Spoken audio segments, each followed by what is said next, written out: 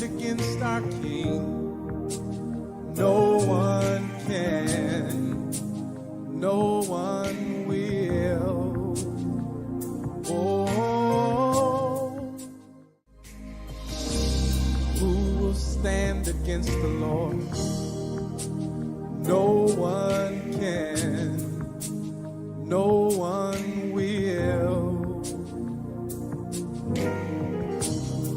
Who will stand against our King? No one can, no one will. Oh, who will stand against the Lord? No one can, no.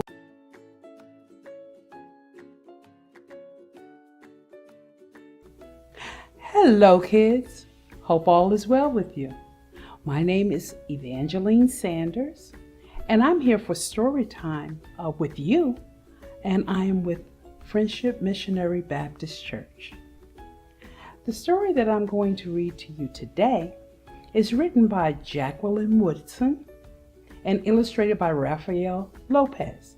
The name of the book is The Year We Learned to Fly.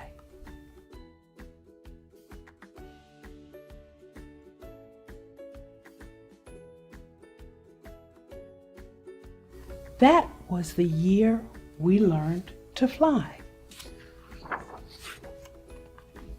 That was the spring when the rain seemed like it would never stop and the thunder boomed so hard we weren't allowed to go outside.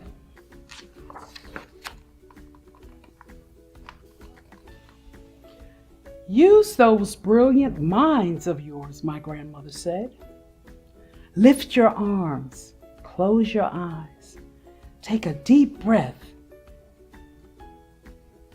Somebody somewhere, at some point, was just as bored as you are now. So my brother and I closed our eyes, and for a few minutes that first day, we weren't stuck in our apartment anymore.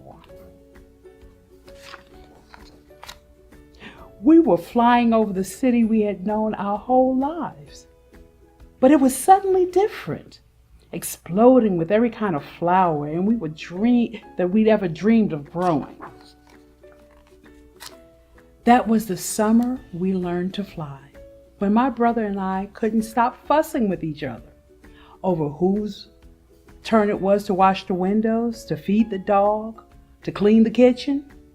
We fought and frowned and made silent promises to never speak to each other ever again.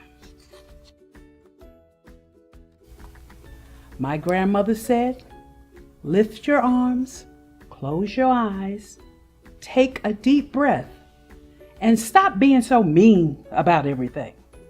Somebody, somewhere, at some point, was just as mad as you are now. So we did. And as the soft wind took us over the city and past the windows of kids who hadn't yet learned to fly, my brother and I reached for each other's hand, flying and diving and laughing and leaving all our mad far behind us. That was the autumn. Our rooms felt so big and lonely, with only us in them, and darkness coming on so fast. But while we hugged ourselves against the too quiet of it all, we remembered that we didn't have to be stuck anywhere anymore. My grandmother had learned to fly from the people who came before. They were aunts, uncles, and cousins who were brought here on huge ships, their wrists and ankles cuffed in iron. But my grandmother said, nobody can ever cuff your beautiful and brilliant mind. So our people learned to fly, she said. We dreamed a thing and made it happen. closed our eyes and flew away. Lift your arms, my grandmother said. Close your eyes and remember somebody, somewhere, at some point, had to figure out they could fly. That was the winter we moved away from the building and the block and the friends we'd always known, to a street where kids looked at us funny and didn't even answer when we asked them if they wanted to play. It's okay, I said to my brother. Somebody, somewhere, at some point, had to figure out they were ready for any new thing coming their way. So like people who came before us, we lifted our arms even higher, closed our eyes even tighter, breathed in a little deeper, and flew the way we always known how to, free as our aunts and uncles and cousins who'd come before us, free as our own beautiful and brilliant minds. For a long time, the kids on the ground watched us. Then one by one, they lifted their arms. One by one, they too learned to fly. That's the end of my story, The Year We Learned to Fly. I hope you enjoyed it.